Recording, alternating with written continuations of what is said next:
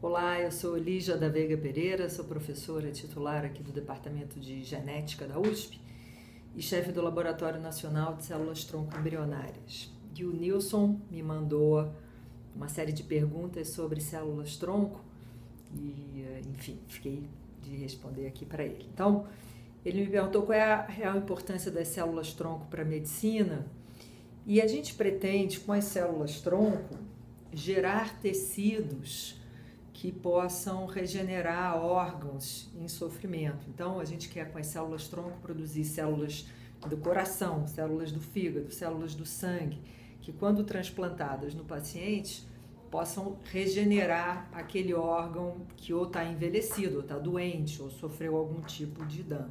Tá? Os riscos são o maior risco é não funcionar. Mas, enfim, um risco importante, e principalmente quando a gente usa as células tronco embrionárias são aquelas que a gente tira de embriões, daqueles embriões produzidos pela fertilização in vitro, e essas células, elas têm a capacidade de formar qualquer tecido do indivíduo adulto. No embrião, se aquele embrião se desenvolvesse, era o que elas fariam, né? Iam dar origem a uma pessoa.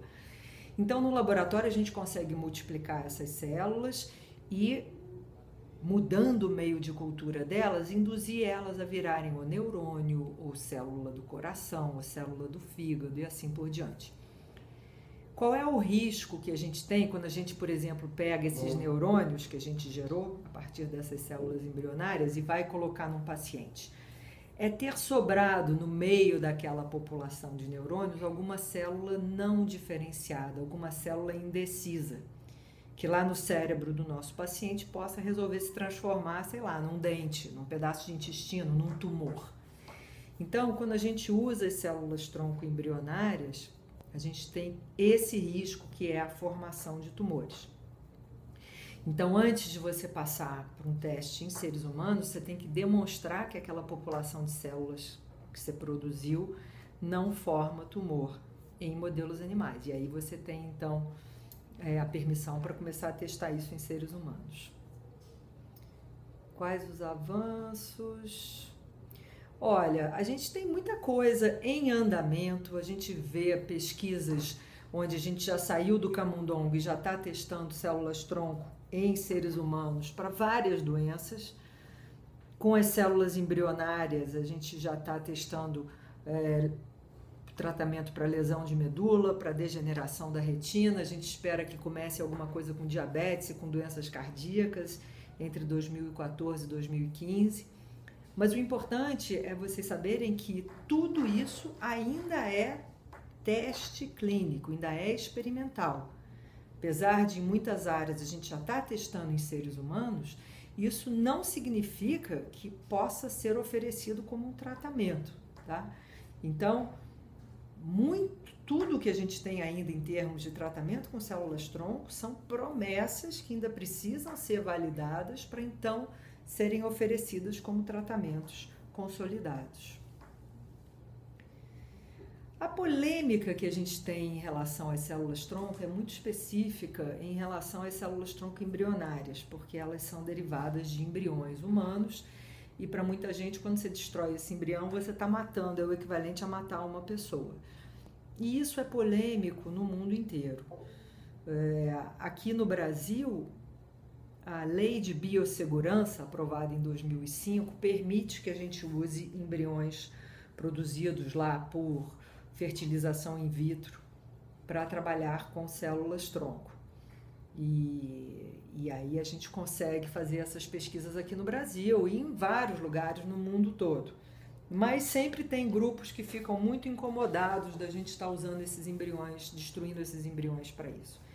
É importante a gente lembrar que quando a gente aceitou a fertilização in vitro, a gente aceitou a produção desses embriões que ficam basicamente, são os embriões que são produzidos a mais, os excedentes. E que eles ficam, se não são descartados, eles ficam esquecidos aí nos congeladores das clínicas de fertilização in vitro. E a gente convivia muito bem com isso desde os anos 80. São esses os embriões que a gente usa para fazer essas pesquisas. Tá?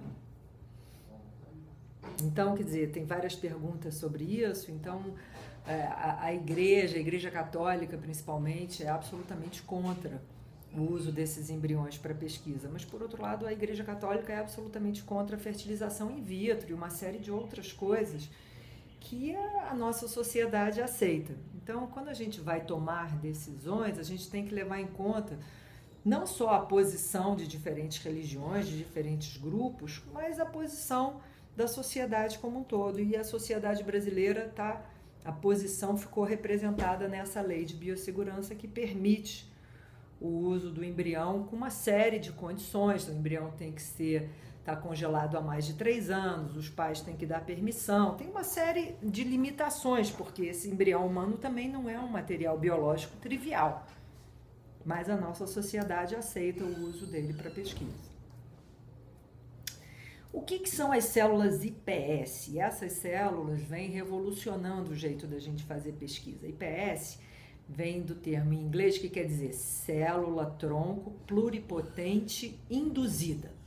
Uma célula pluripotente é uma célula-tronco que pode se transformar em qualquer tecido do indivíduo adulto. Então, até surgirem essas IPS, as únicas células pluripotentes que a gente conhecia eram as derivadas daquele embrião, as células-tronco embrionárias.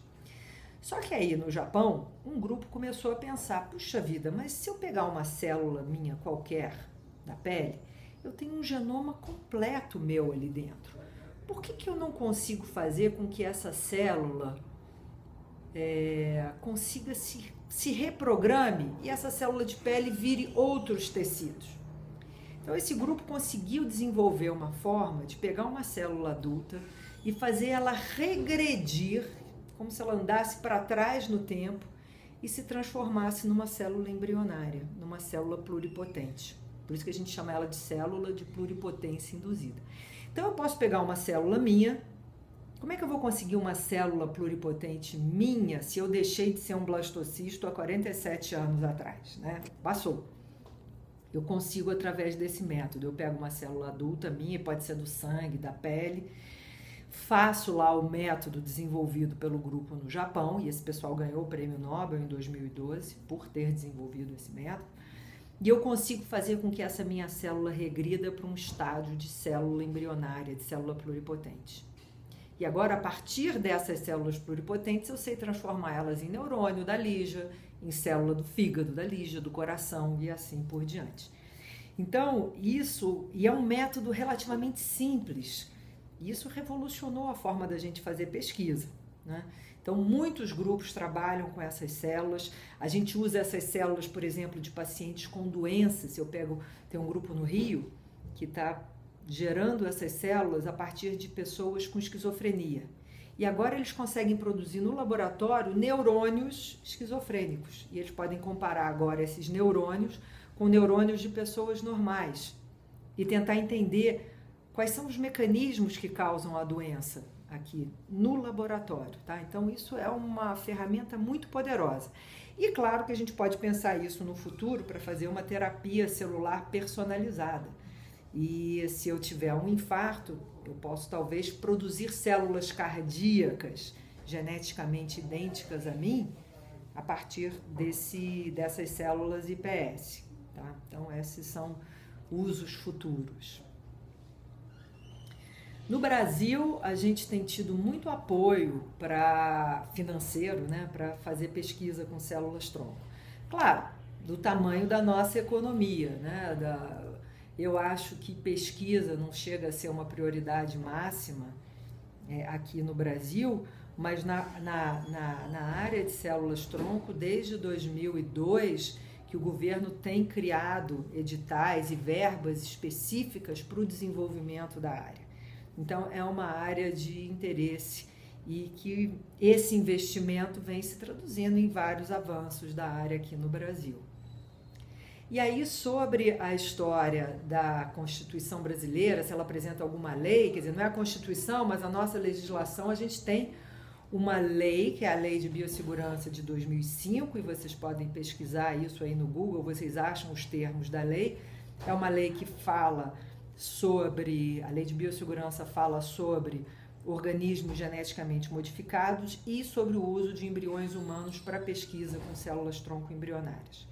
E essa lei, então, aprovada em 2005, permite que a gente use embriões humanos produzidos por fertilização in vitro, e lá vocês vão ver todos os critérios que a gente tem que seguir para poder usar esses embriões em pesquisa. E aí, graças a essa lei e ao financiamento do governo brasileiro, que em 2008 o nosso grupo criou as primeiras células tronco embrionárias brasileiras, que a gente chamou de BR1, e que a gente vem trabalhando com essas células e vem produzindo outras células também para avançar a área de pesquisa com células tronco no país, tá bom? Então, espero ter ajudado aí vocês e qualquer dúvida podem escrever aqui para o laboratório. Um abraço, tchau, tchau.